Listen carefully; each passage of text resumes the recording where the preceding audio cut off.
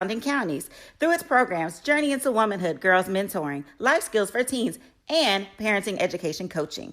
To get involved with programs, volunteer, or donate, visit www.empowermentresourcesinc.org. Follow us on social media, facebook.com/empowerment.resources and instagram.com/empowermentjax.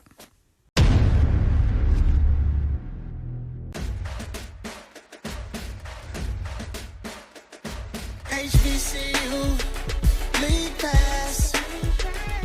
Watch your favorite black colleges. Some of the best players in the land. HBCU, league pass. It's game time. I'm proud and I love my HBCU. HBCU, league pass.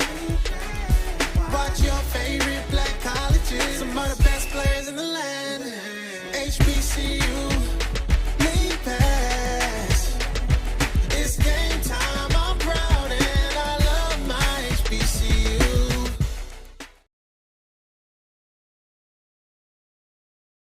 Sugar Chateau Desserts is a specialty bakery located in the Charlotte, North Carolina metro area. We will create delicious and one-of-a-kind treats for any occasion. Sugar Chateau is currently shipping cakes in a jar, offering a variety of different flavors in a single-serve container that can help you celebrate in accordance with social distancing. Place your orders today by calling 803-526-7895 or visiting sugarchateaudesserts.com. For 200 years, Montgomery, Alabama has been making history by people who had the courage to stand up for change. Today, this riverfront city has been reborn, embracing the past and looking forward to the future. From the National Memorial for Peace and Justice to the stage of the Alabama Shakespeare Festival, this is where history was and is made. We are proud to call Montgomery home, and together, we can be the change.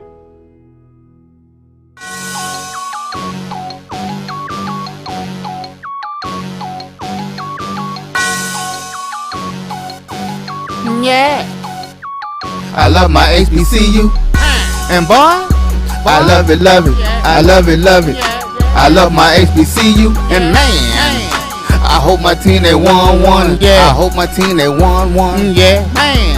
I hope my team they won one. I hope my team they won one. I tune into the HBCU Sports Lab to see if my team won or lost. If they lost, I'm quiet as a mouse. But if they won, keep tab. I'ma do the dab, yeah. Dr. Cavil, he know what he be talking about. Mike and Charles, they know what they be talking about. They compress the analytic data with this hip hop. If you know them like I know them, they gon' tell you if your team, if they won or lost, and who the ball. So listen to Professor, yes sir, and pay attention, cause he gon' teach a lesson. THSL.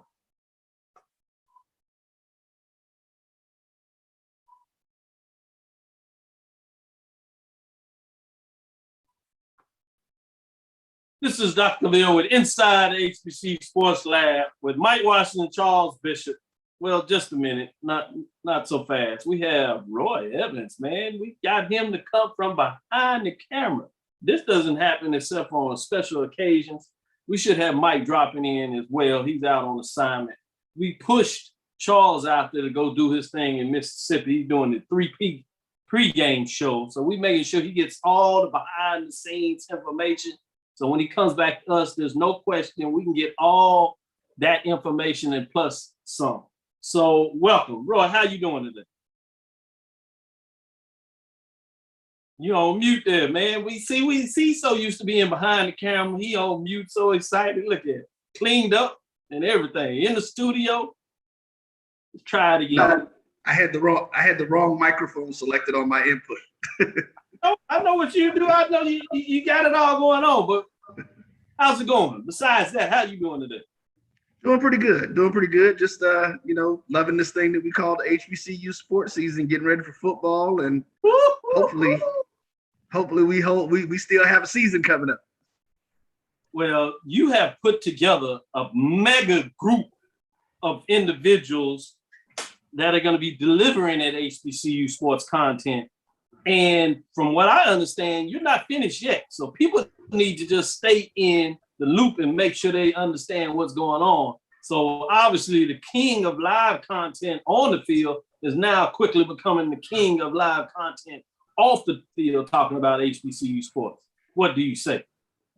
Well, the first thing I'm gonna say is that it's not a me thing. We put this thing together. You play a huge part in that.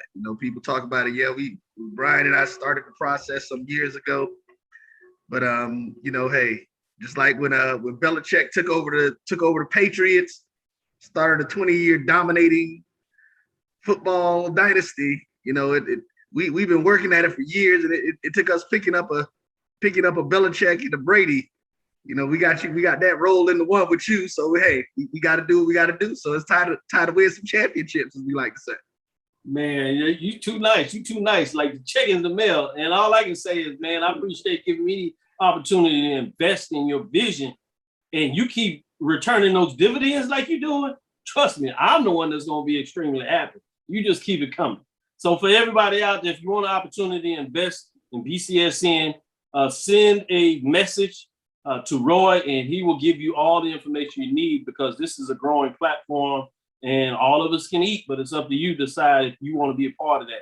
With that being said, welcome to episode 164 of Inside the HBCU Sports Lab, radio show and podcast, the show that's covering the sporty HBCU diaspora, all things HBCU sports for institutions large and small, from NAIA to the NCAA. We share insights and information on the business of sports culture, and that's HBCU sports culture. And we're going to have a little quick dialogue about that, because I want to get Roy's perspective, because he's been in it, in HBCU athletic aesthetics, to facilitate the story of HBCU athletic programs in the business of HBCU sports. I'm your host, Dr. Cavil, along with my co-host, Mike Washington, Charles Bishop, as he's tuning in.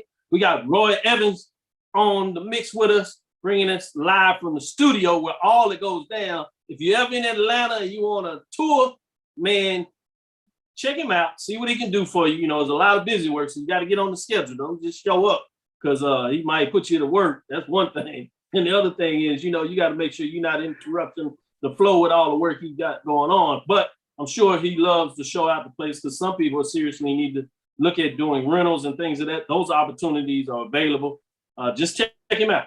But with that said, we are filming from our home studios. And when I say we, in this case, I should say I'm filming from our home studios and sending a signal live to KSWA's 1230 AM studios with Texas Radio Hall of Famer Ralph Cooper in the beautiful home of Texas Southern University from Houston, Texas. Mike is on the road as he chimes in. We'll let him get set up and let him come on in as he gets going in the first part of this segment. And then I want to chop it up. Before we get into some particulars and the question that I want both of these individuals to opine on, but particular Roy, I want to give a special moment of silence to Ralph Cooper in regards to the legendary pitcher that we lost today, former J.R. Richardson of the Houston Astros. Really ran into some tough times when he was with the Astros. After looking what would be a promising career, he resurrected and still did good, did many things. And people would say, well, this is outside the HBCU connection. Not so fast.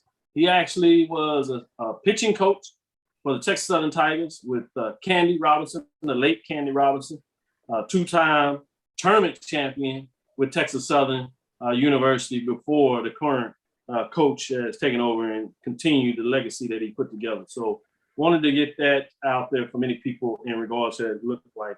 And then wanted to take a moment as well. We talk about this being a family, and as well it is. With that being said, we have to give condolences to Charles. While he's putting in work, he's also dealing with the loss of a neighbor and a friend, if you would. Sheriff Vance was a close family friend and neighbor of Charles Bishop, our co-host, the co-host of the pregame show, and the family has lost Sheriff Lee Vance of Hinds County.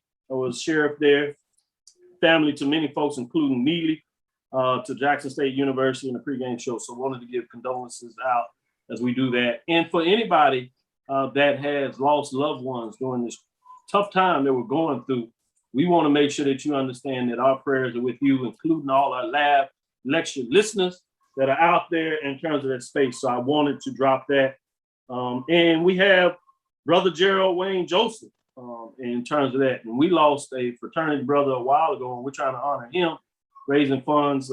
Great Texas Southern University. I know it still weighs heavy on Brother Joseph's part, including mine in terms of Brother Pierce.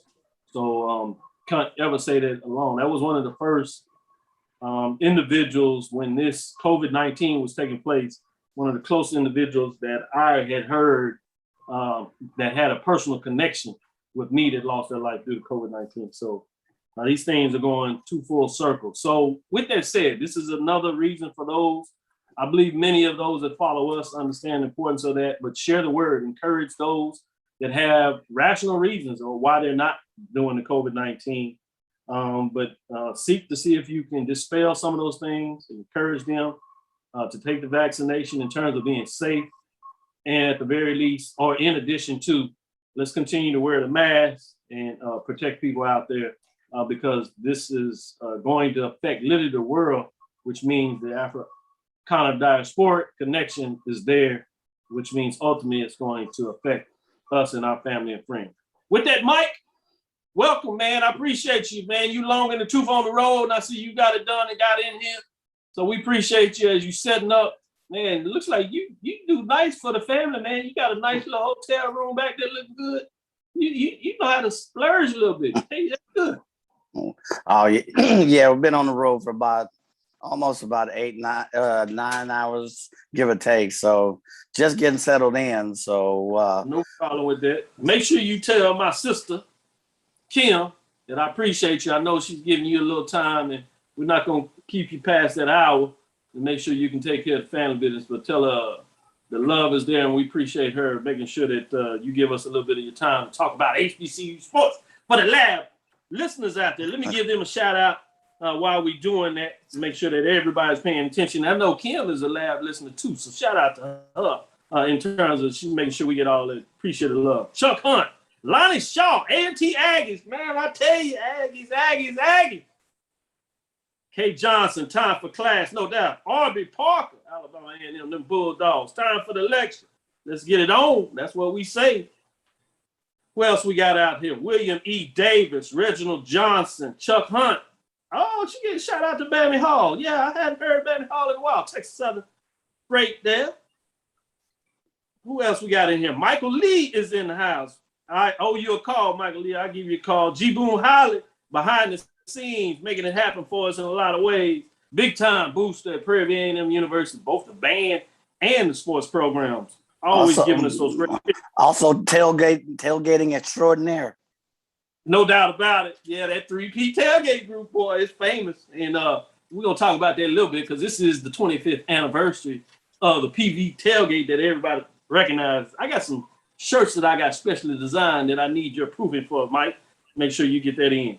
Belinda Johnson, Michael Ford, Karen Griffin, representing Tuskegee and Clark at Atlanta University, no doubt, out there on the West Coast.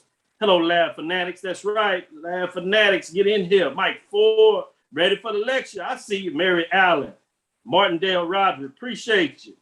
Who else we got in here? I told you about Brother Joseph, former president, Alpha Eta Lambda, chapter of Alpha Phi Alpha Fraternity Incorporated.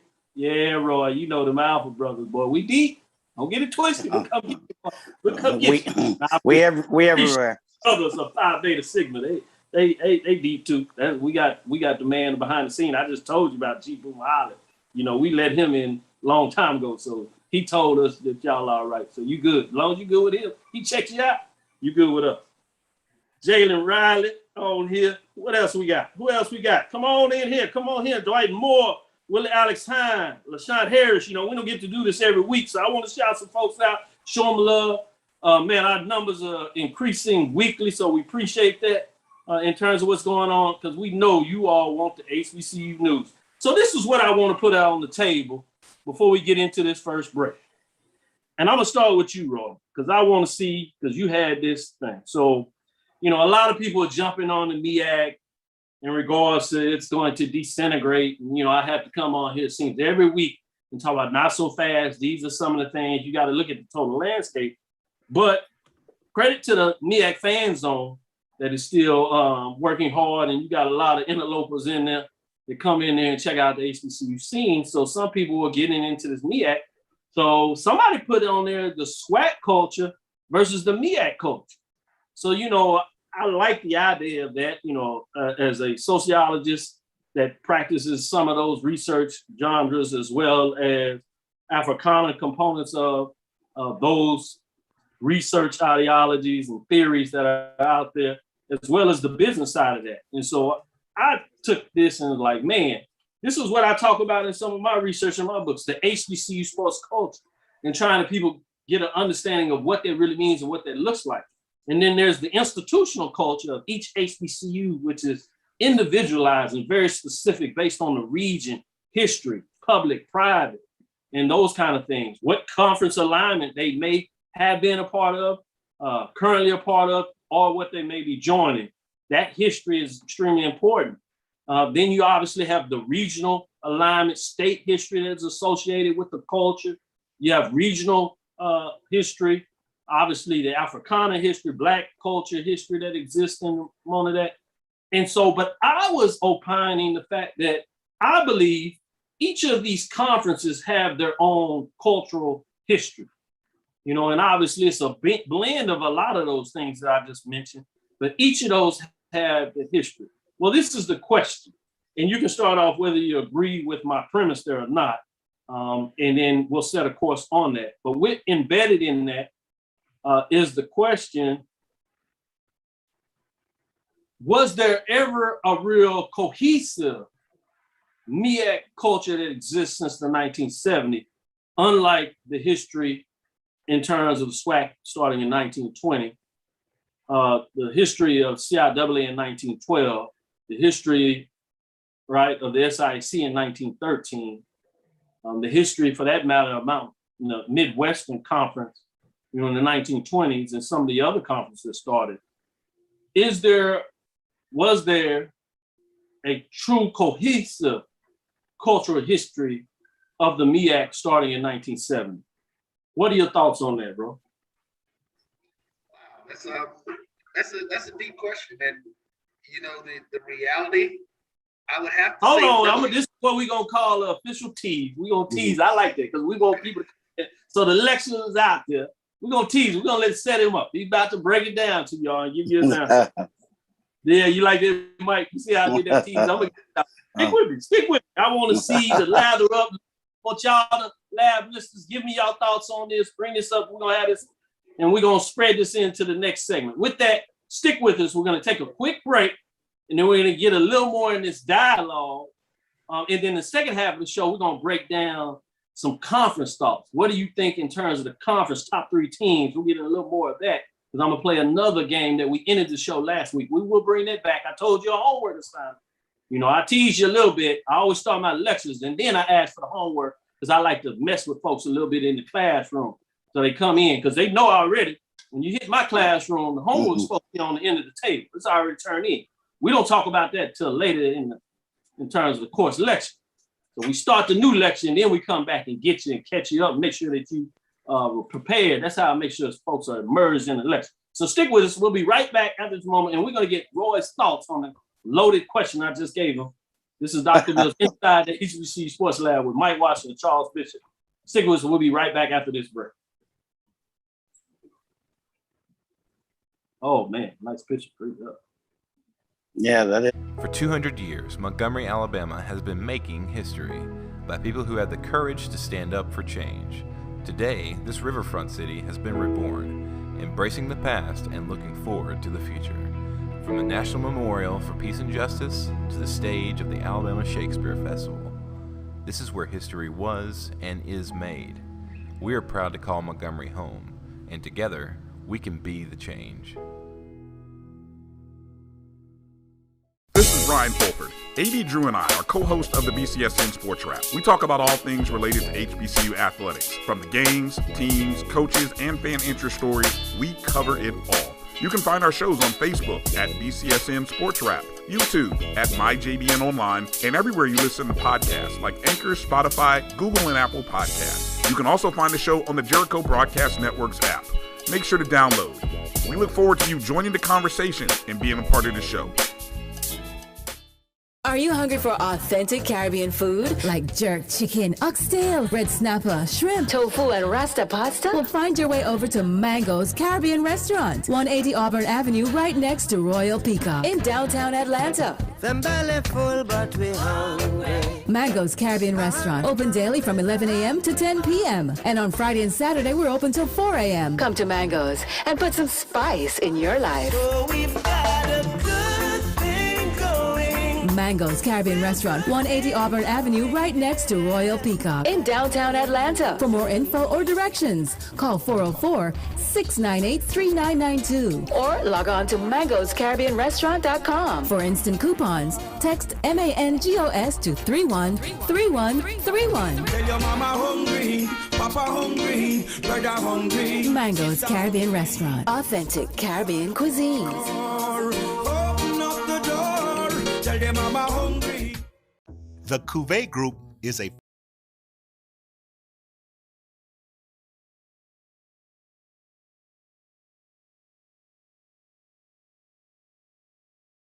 Press the analytic data with your hip hop. If you know them like I know them, they gon' tell you if your team, if they wanna law, and who the ball. So listen to Professor, yes sir, and pay attention, cause he gon' teach a lesson. This is Dr. Cavil inside the HBCU Sports Lab, man. But the mid breaks are just full of a lot of information, man, and a lot of new tricks they got going on. Boy, Roy, you're a genius, and all your team members, genius as well. I really appreciate working with you. I can't say that enough. With that being said, with enough teas, let me put it back out there, and obviously I won't be along with it now because everybody heard it. Does the MEAC conference, not individual institutions that we talked about, not the regions, did the MEAC have a collective culture? What do you say, Ro? I would have to say no. And basically that was because of the footprint of the conference. And their football is driven by regional rivalries. It's driven by opportunities to go visit your rivals. It's, being close to them, being engaged with some of the stuff that they're doing and dealing with. And I think the other thing let's look at football. We'll start off looking at football. Go to something else that Mike likes to talk about. We talk about tailgating. Well, you have to think about it. When you're in Florida, you tailgate all the way through December. Some of these schools in the MEAC, depending on what the year is like, they've got to stop tailgating in October. And if it's a rough September, you never know what they do. So they don't have the same, I don't think they have the same vigor, the same enthusiasm as the Southern schools had. And it just became something that started to wear on it. I think the MEAC being in that mid-eastern athletic area where the bulk of the schools were dominated by basketball as well. That was something else that they spent a lot more time focusing on because, of course, it's an indoor sport. And so they're spending time throughout the year being able to engage in that sport. But yeah, you just didn't have the opportunity. I mean, because if you look at the schools that if they had split into divisions, a North and a South division years ago, FAMU always had good attendance when it came to South Carolina State, North Carolina A&T, of course, Bethune-Cookman. But outside of that, it was never anything that seemed like it was really must-see action, that we had to be at this game. So I think that hurt the culture that could have been built, but the footprint was too wide for the fan base to really get engaged in. Right, because part of the culture mix I talk about is that engagement, and I speak about that. I'm talking about a cohesive, collective conference culture that exists. So, Mike, obviously, you travel through that area, but I don't want you to necessarily speak on the MEAC. I'm gonna let AD Drew give his perspective on what that looks like. But if you could talk about your experience growing up in the SWAC, and is that true in terms of that culture being much more cohesive, as well as the time that you spent, in Georgia looking at the SIC that has a pretty cohesive culture. If you would kind of mix in those two parts of it. Sure, Dr. Cavil, and I would say that the SWAC is more cohesive. Their tradition is embedded a lot in the heritage and the history, the rich history of each of those institutions. And each of those institutions has its own unique culture, and the collective whole has bonded together and made one kind of uniform, cohesive culture. It is driven by not only the tailgate, but even on the gridiron, the types of football play, what happens before and after during a game and event. Tailgating is all, as my good friend there alluded to, is almost a half-year-long event. There are family get-togethers structured around the rivalries there. There's tradition in the players that came out. And it's not just about football. You listen to the old days and you listen to those folks talk about Pete Richardson and the baseball culture at Southern and at other schools in SWAC and the track and field culture. It seems like there's much more of a streamlined, definable cultural history that is part of what we know as the SWAC, whereas the MEAC, because of their footprint and how spread out they are, I don't know if you see that same streamlined cultural effect in the MEAC that you see in the SWAC. Not to say that it's not there, but it looks different. It's on the East Coast. I think to be honest, he was right. There's a little bit more of a basketball culture because of the East Coast vibe. The homecomings culturally, going back years, have a different feel than they do at the SWAC. A SWAC homecoming is much different than a CIAA, an SIS, and I've been to all of them. And that goes back 15, 20 years. Those homecomings have a different feel than the ones you'll see in other conferences. And that's why I say it's, the heritage, the culture, it is deeply embedded in. And if you look at how the institutions were formed historically, we could spend a whole show on that. And that goes into play into the SWAC culture from my perspective. Appreciate that. And as I set you up, AD Drew, I want you to listen to this part of it, because you'll be able to give us the MEAC, the SIAC, and SWAC to some degree as you moved in and you starting to experience that culture. But I want to touch on the CIAA because they play basketball too, but it's not as spread out.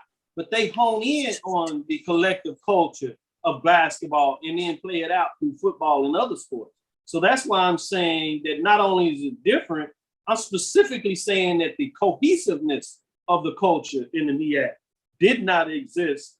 Not saying that there weren't great rivalries and good matchups and that the conference was strong. Obviously, we see that play out. But I'm specifically looking at the culture, and this was what I said, that in a lot of ways, much like the Midwestern Conference back in the 20s, that was spread out and had a different framework of culture. For example, the SWAC had one of the collective cultures in the 1920s. And I believe it literally changed into a different collective culture in the 1960s. And then again in the 2000s, when you had the SWAC championship game come on board, that brought the other teams in, such as Alabama A&M and Arkansas Pine Bluff, after being in as Arkansas A&M and N, changing the name there, in 2000s. And I would suggest that you're about to see and enter into this next chapter of the 101 plus years of a new culture that will exist, that will bring on part of the old SWAC culture of the 2000s and bring in some of the fresh culture associated with Florida, FAMU, and Bethune-Cookman to create this new culture. And if they're able to do that, SWAC will thrive. So it's not just a different culture, but it's understanding that cultures can evolve. And I'm not sure since the 1970s that culture really took place. You think that evident in terms of FAMU about how they were needing FAMU and Bethune-Cookman to come in to just get to the league, being able to get the automatic bid. So it was almost like I don't want to say unnatural, but it was a forced mix in terms of the relationship based on the need of the outcome of the desire of getting automatic bid, not necessarily this natural regional type of collective that took place. and I'm not saying it's bad again, but I'm looking at culture, collective culture for that. So the last thing I'll say before I ask you to get your thoughts on this, AD Drew, another example, as I said, the CIAA had a unique conference collective culture of the 1910s, and it had to regenerate its neck culture in the 1970s when those teams left. Some of them came back, whatever, and it's been able to foster a unique culture. A lot of it focused on basketball, but it's been able to even resonate that out as they grow football in a lot of ways. The same could be said, as I say, with SIC, which is more of where I want to get AD Drew's thoughts on this, along with his MEAC thoughts. And again, this is not referencing a Africana diasporic culture, a collective African-American Black culture that we talked about, or even an HBCU culture, or a collective HBCU sports culture, regional state culture that I kind of open with. Again, I'm specifically talking about a conference collective culture. What do you say, AD Drew? Well, first of all, thanks for letting me join. Tolly, Doc, please don't take any points off my grade at the end of the semester. It's on the syllabus. Come on. But getting back, that culture that you're talking about, Doc, is pretty much built on rivalries, which are regional. For us, especially when it comes to football and when it gets down to the ancillary sports, basketball, baseball, softball, other things, take a look at the SWAC. The one thing that's good about the SWAC, if you draw a 4-hour radius around most of the schools in the SWAC, there are 3, 4, 5 schools within that radius around just about every school in the SWAC that builds that regional rivalry. That's what makes the SWAC so good. That's what makes the CIAA so good. Because if you go 4 hours around any of those schools in the CIAA, you've got 6, 7 of those other schools within the conference. SIAC, if you look at the SIAC East, yes, you got 5 schools in the state of Georgia in the SIAC East. And then you've got 2 just outside that footprint. The SIAC East has their culture versus the SIAC West, which is struggling a little bit to get to that culture. Outside of your Tuskegee and Miles, that really is that culture. It does not exist in the SIAC West. That's what was lacking in the MEAC. You had what I almost want to call them forced rivalries. Yeah, you had your natural rivalries, your FAMU Bethune, your A&T Central, Hampton before they left with Norfolk, and I could go on and on. But outside that DC corridor with those 4 or 5 teams up there in DC, no one else fit into that model where you had 3, 4, 5 teams in a 4-hour radius that you could build not only your natural rival, but those ancillary rivals, that's what makes the SWAC so great. That's what makes the CIAA so great when it comes to that culture. Appreciate it. Yeah. So we're up against it. We're going to take our next break. The last thing I will say is this is not to jump on the MEAC. Again, I said that the MEAC has a chance, and I believe will continue to thrive. In fact, I think the geographic tightness of this new formation of the conference will actually help create that culture cohesiveness that we speak of. And so adding a HBCU in that region or another school outside of it, HWCU, in a lot of ways, specifically for baseball, to keep that collective, because I think what they're doing outside of it is fine. They'll be able to distribute more money to the institutions I talk about. The only part that they need some help in is with baseball. And as I alluded to, one of the things they're able to do in terms of NCAA rules is you can have a Division II classify one particular sport outside of basketball and football up a divisional level. You see it with Dallas Baptist, I was talking about, for baseball. You see it with University of North Alabama in terms of hockey. And you see it with other baseball and hockey teams that specifically allow one particular program, hockey, baseball, for example, to play at the Division I level, while the rest of the teams play at Division II. So that's something I would love to see. You have the natural one that exists with Virginia State. That is an independent baseball program right now. That would be a natural fit before you have the one program that plays at the divisional level. That would be a natural, geographic, regional, and rival fit for Norfolk State in baseball, and create the necessary programs and finding one additional program to do that with that could go a long way in solidifying that collective conference culture for the MEAC. So I did want to say that. With that, I know Roy is going to receive back in the back. He does that. I'm going to let him make the statement, and then we'll move on with the second part of the show. Yeah, thank you. I did want to say something about that. As we look at this, what is going to be new MEAC that is going to be coming, and I think at this point we can pretty much say, hey, towards the end of the year, we know Dr. Thomas is transitioning out. He's probably going to kind of make this like a farewell tour. I don't think they're going to try to make any major swings, but that means that I don't think they're going to make any major swings that they're wanting us to see.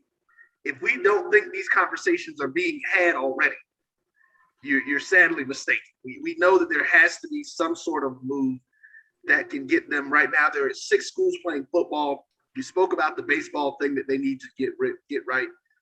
And if they can get 3 more, really 2 more football playing teams or 2 more programs that come in, I think they can do some stuff. And, Doc, we've talked about this, and I know you and I have had this conversation. I really think what needs to happen is that our 5 major HBCU conferences, and then these outlying schools who are mostly NAIA, there are a couple of NCAAs who are out there, need to do a summit. They need to sit down, because we still, as an HBCU product, have what these other schools, even in these FCS conferences, don't have.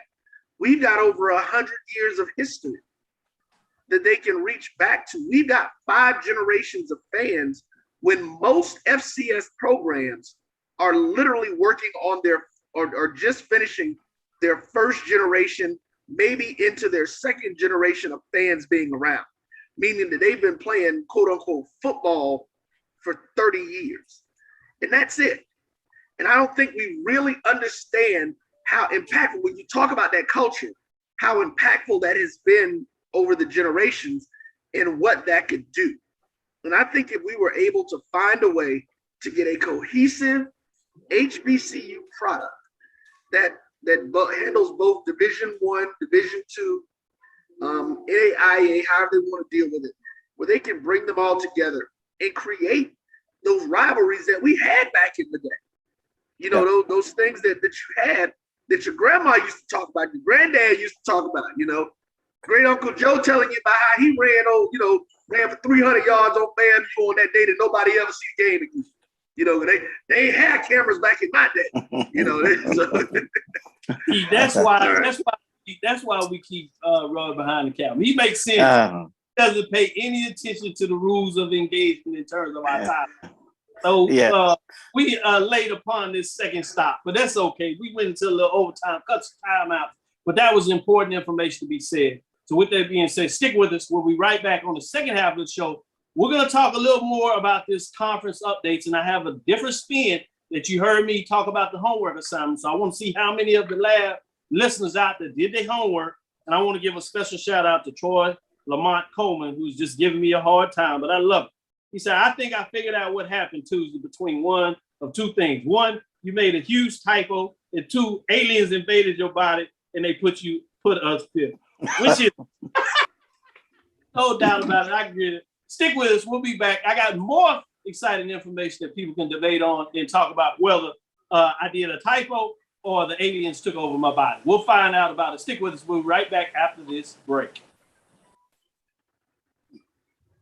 It's never too early to plant the seed, to share the tradition, and instill a sense of pride in your HBCU with your little ones.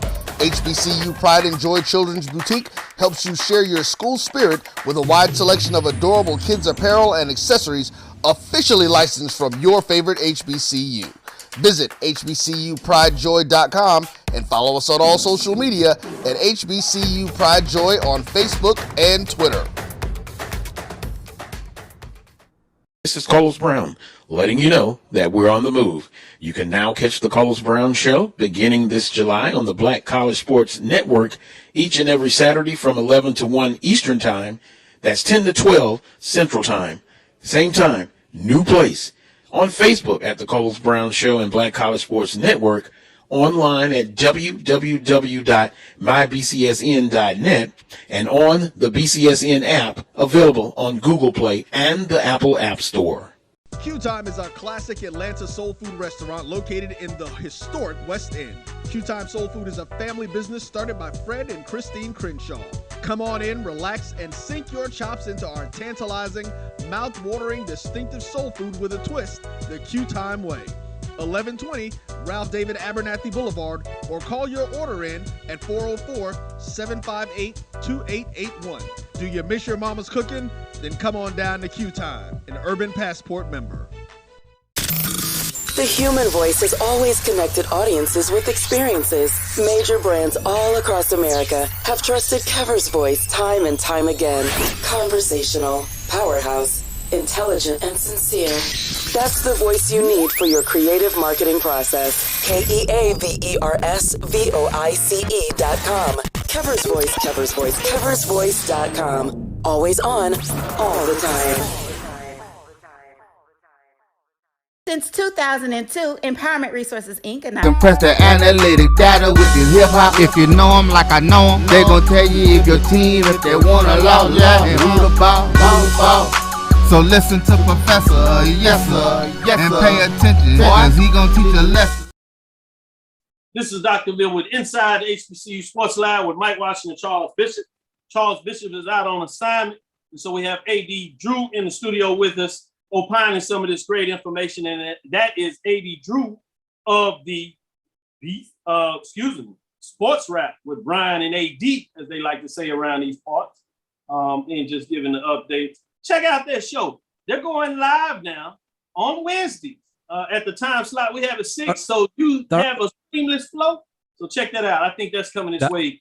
Doc, just got the memo from my other half, Brian, and we've decided we're going to actually go midday Thursday and do our live show on Sunday now, on Sunday evening. Nice. So they'll be doing twice a week. To get you prepared to wrap up things after a hot Saturday. We'll do it in the morning, and they'll close it down on the evening. So that should be fascinating to see what's going on there. Make sure you leave us something to talk about. Fresh off the tape, so y'all know what's going on. So keep up us. We're moving, so go make sure you get your information. That's for sure. With that being said, I gave all of y'all some homework, and I've seen some people posted in here. You can post your homework now. I told you it's supposed to be on the table. You're going to get them points deducted. I will give you that F squared in your life. You know, that's what we do around these parts. And if you hadn't heard, ask my students here. I can put an F squared in your life, and that means that you are worse than an F. That is pretty bad. And whenever you get an F squared on your transcript, you can forget it. There's no rebounding from that. And I will make sure that I make your life miserable. So it's best when you come to my class, when you come to the lecture class with us in here, that you do your homework when it's put on the table. With that said, which is the toughest 6-member MEAC, 6-member SWAC Eastern Division, or the 6-member Western Division? Which is the toughest? We'll get a chance to break this down in a couple of weeks because we're going to release the poll rankings for the mid-major division, which includes the Division II programs and NAIA. We want to make sure they get some love, so we're going to separate them with a lot of space so we can really dig into that. And we'll bring AD Drew back for that dialogue as well. But let me start with you, Drew, since you guessed, you know, we're going to be polite and good company. Gotta be nice to company. Yeah, you like that. 6-member MEAC, because you know Mike ain't always nice. He come in there with them boys, you know. Oh, that's right. We don't hate anymore. Let me be quiet on it if I get him in trouble. The jurisdiction is not. He wasn't always nice coming in them late sessions. Man, who wants a piece of the rock? Oh man, this is painful. With that said, 6-member MEAC. Go ahead, Mike. I know I got you in trouble. You want me or AD? I thought we were going to let company go first. Yeah, we're going to let AD first. 6-member MEAC, 6-member SWAC Eastern Division, or 6-member Western Division. Which is the toughest of the three? You don't have to be politically correct. Tell me. Yeah. just in case I get this wrong, what page in the syllabus is the forgiveness policy for this university? That's what I need to know. Because without that forgiveness policy, I wouldn't have the degrees I had. No, it's on page 2 of the syllabus where it says no late homework. I will put you out of class if you on the phone. Gotcha. No, but seriously, though, Doc, when you think about the 6-member MEAC, SWAC East, SWAC West,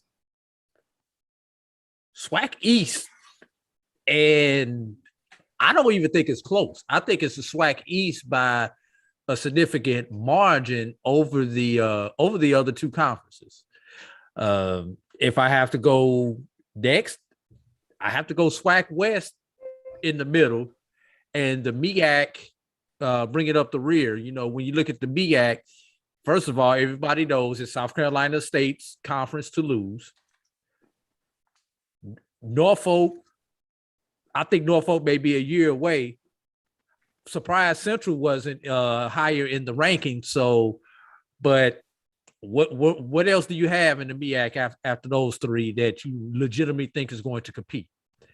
You look at the SWAC East, all 6 teams could realistically win the SWAC, and it would not surprise anyone.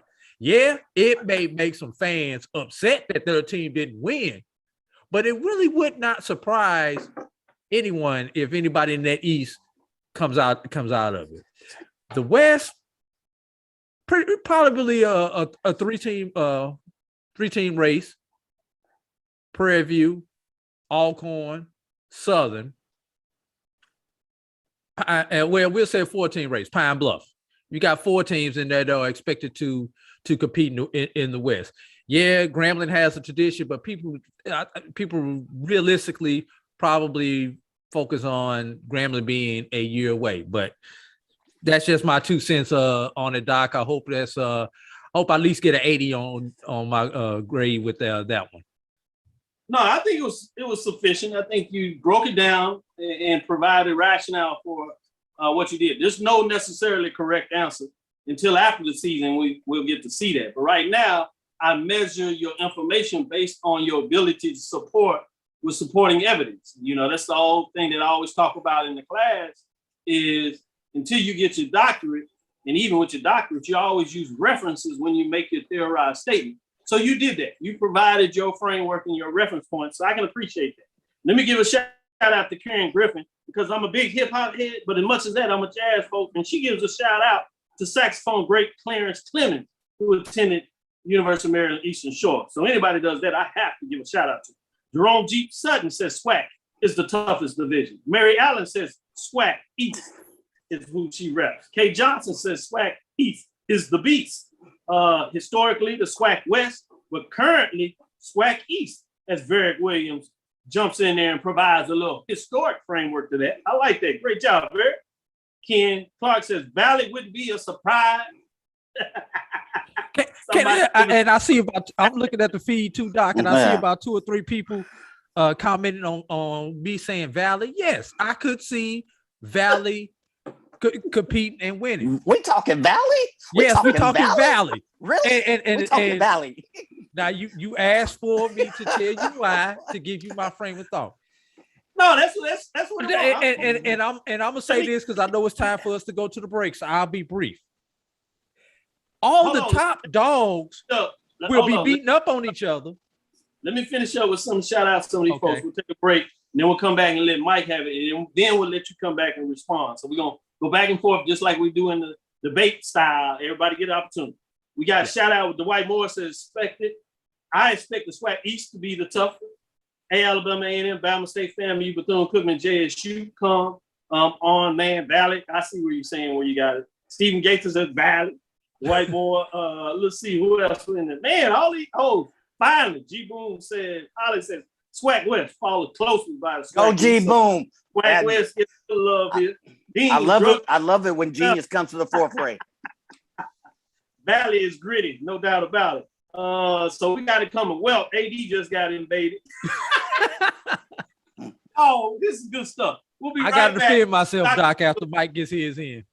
Yeah. I will. We'll make sure you get it in. Dr. Bill's inside the HBCU Sports Lab with Mike Washington, Charles Bishop. Sitting in for Charles Bishop is none other than AD, bringing in some love and being invaded, as Troy says, along with myself. This is getting interesting. Not a lot of love for the West. I'm a little surprised with that. With that being said, invaded or violated? Man, get us up out of here while these folks talking. Yes. About this, Please, we'll be right back after a quick break. Sugar Chateau Desserts is a specialty bakery located in the Charlotte, North Carolina metro area. We will create delicious and one-of-a-kind treats for any occasion. Sugar Chateau is currently shipping cakes in a jar, offering a variety of different flavors in a single-serve container that can help you celebrate in accordance with social distancing. Place your orders today by calling 803-526-7895 or visiting sugarchateaudesserts.com.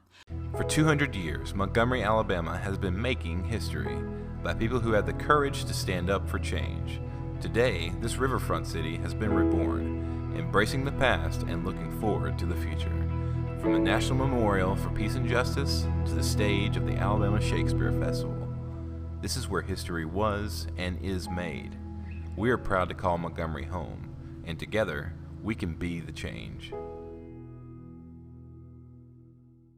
Press the analytic data with this hip hop. If you know them like I know them, they gon' tell you if your team, if they wanna lose, and who the ball. So listen to Professor, yes sir, and pay attention, cause he gon' teach a lesson. This is Dr. Bill with Inside the HBCU Sports Lab with Mike Washington, Charles Bishop. Sitting in for Charles Bishop is none other than AD Drew. AD, we left off with you, great place that you said that, but we're going to Mike and see what he says in terms of those three. Mike Jones says Alcorn was the beast of the East and will be the best of the West. Barrett quickly jumped in and said, no easy games in the West. No more open weeks before SU like in the past. Shots fired. This is going to get good. Mike, what do you say? You know, and I'm going to go back to my 2 years in law school. There's a simple question they ask. What's the call to question? The question is, which six-member team is, not which could be, which was, which is. All right. So the best is in the West. Why do I say that? Yes, I did my homework. First of all, you now have, if you look at the SWAC champions going back 10, you can go back 15 years, 90% of them now, actually 92.3% now sit in the SWAC West. Did he say 92.3%? 92.3%.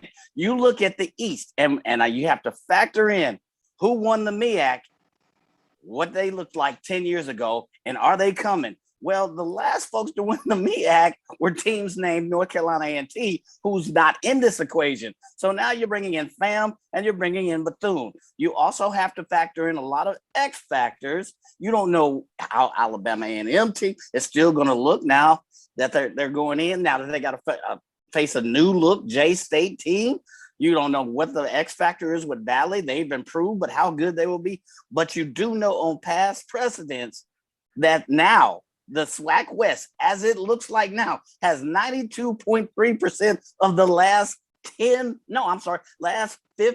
SWAC champions. That's saying something. That's all you have to go on, folks. With COVID, with what we played, with one and a half recruiting cycles, you don't know what team has what. Teams may look totally different. Is Alcorn State going to be the same Alcorn? They may. You know from history that they have a propensity to reload.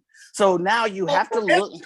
Yeah, the little old 15-cent word. That's all right. But you know that they have a propensity to reload. So looking at who has the best team based on historical and their ability to reload. Oh, by the way, it is a 4.5 team race because Texas Southern is always an X factor. But you got a 4.5. So I call them my half. And you got the other four teams. You got Alcorn State. You got Southern. You got Prairie View. You don't know what the heck Grambling is going to do. But you arguably have a 4-horse race at any point in that. Is going to be a serious matchup and has championship implications. Whereas in the East, it's going to be about matchups. It's going to be a show because you got fam coming in. You got, of course, Coach Prime. Going to be a show. Going to be some good matchups. But just about statistically, more matchups in the West will have championship implications. So that's why I say it will be the SWAC West. They are the best in the West. Remember, 92.3%. G-Boom, Holly said, tell him, Mike. Karen Griffin put down there 92.3%. I pinned that to the top. It's not Harrison's preach, Mike. Karen Griffin said that. And she loving the 15 cent word. Swag East, Fam UMBC. So they're coming in fast. And I know, AD, you want a chance to retort before we get to the second question. So make it quick because we are on top of the hour. All right. Now, everybody cutting into me for saying even Valley has an opportunity to win the East. First of all, I've already said no one will go undefeated. No one will go winners. Let's keep that in mind. All of these big boys are going to beat up on each other. Both the A&Ms, Alabama and Florida, will beat up on each other. Alabama State. Everybody will beat up on each other. You're going to look up and come mid to end of October, Valley will be relevant. And I'm saying it, Valley will be relevant. Here's why I'm telling you Valley will be relevant. Look at Valley's schedule. Valley is the classic trap game for everybody in the East, in the SWAC. And those of y'all who saying that Valley doesn't have a chance, y'all said this about UAPB last year. Let's go on to the next question. We said, wait a minute. We said, no, 3 years ago, 3 years ago, we said, watch out for Valley. Where did Valley end up? Bottom of the East. 2 years ago, we said, watch out for Valley. Where did they end? Bottom of the East. Now we're saying it again. We're talking Valley. Statistically, they have not. Wait a minute. Insert UAPB into that same sentence. And you said that up until April of this year. So maybe Valley is the team that's 1 year off. Let me get into the next one because we run out of time, and I want to get this in. I want to get this in for the top of the hour. Now, based on your arguments, you all talked about how deep the league is. Now we're going to focus on the top 3 teams in terms of the toughest top 3 teams. And we're going to add in the independents to make this even more interesting. Which is the toughest when you just look at the top 3 teams in the above? So the top 3 teams in the MEAC, the top 3 teams in the SWAC Eastern Division, the top 3 teams in the SWAC Western Division, and the top 3 teams in the independent, which are just 3, North Carolina A&T out of the Big South, coming into the Big South ranked 3rd preseason. Tennessee State and OVC, out of their 6-member teams, they're ranked 5th. And you have Hampton that comes in 7th.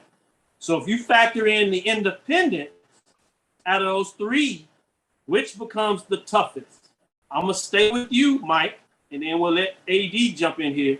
Now, if you just focus on the top 3, not looking at the depth of each division, which we did first, but the top in terms of how tough is the top of each of these top 3, which is the order that you have it. You gave me SWAC West, SWAC East, and then the MEAC.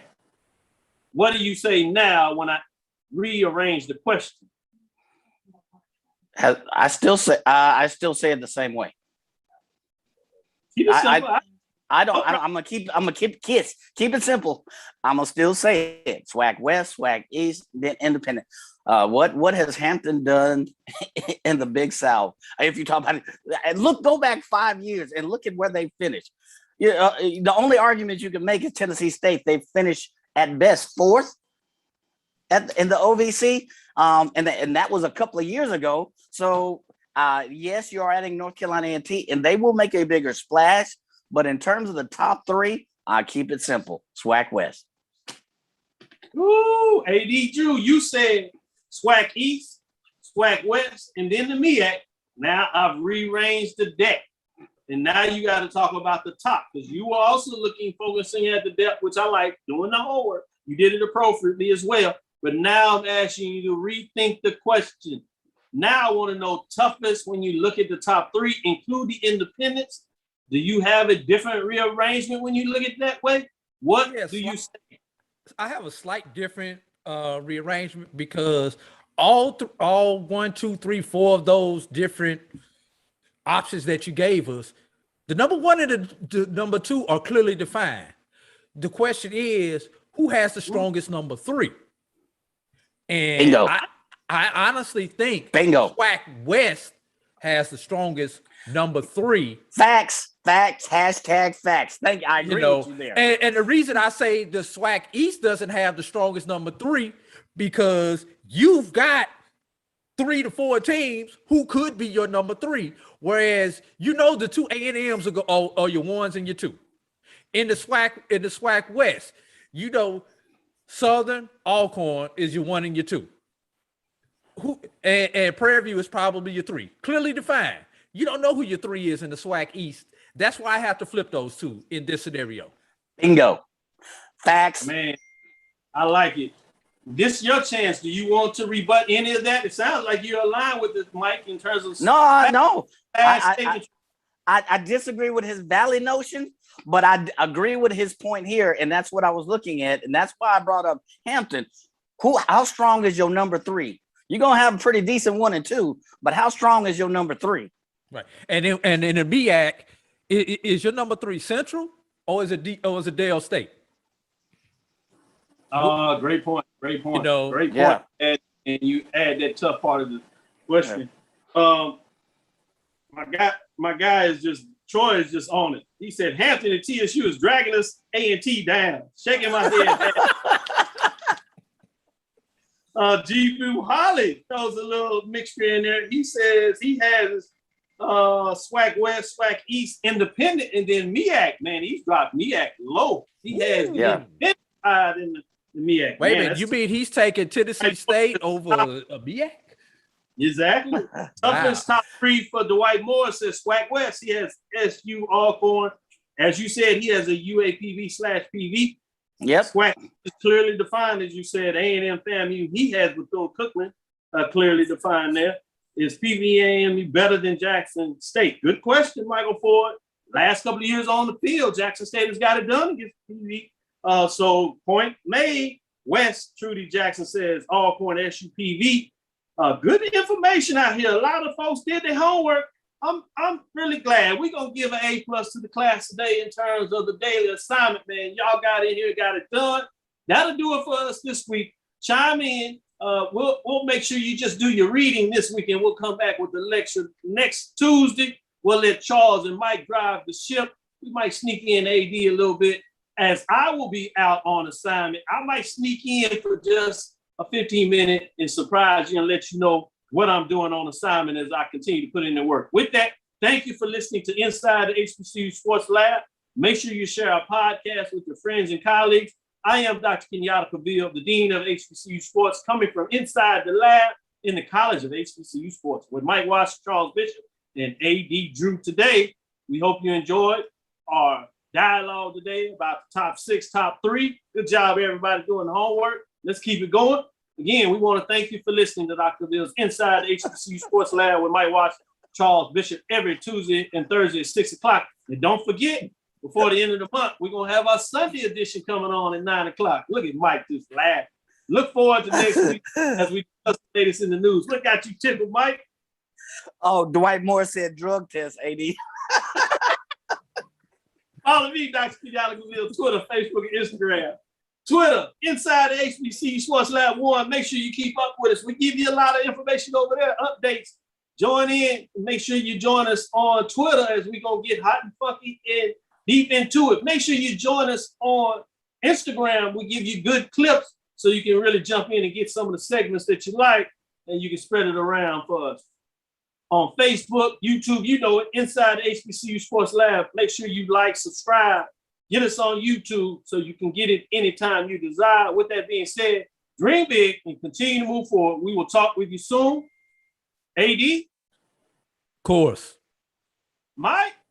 Lecture. Dismiss.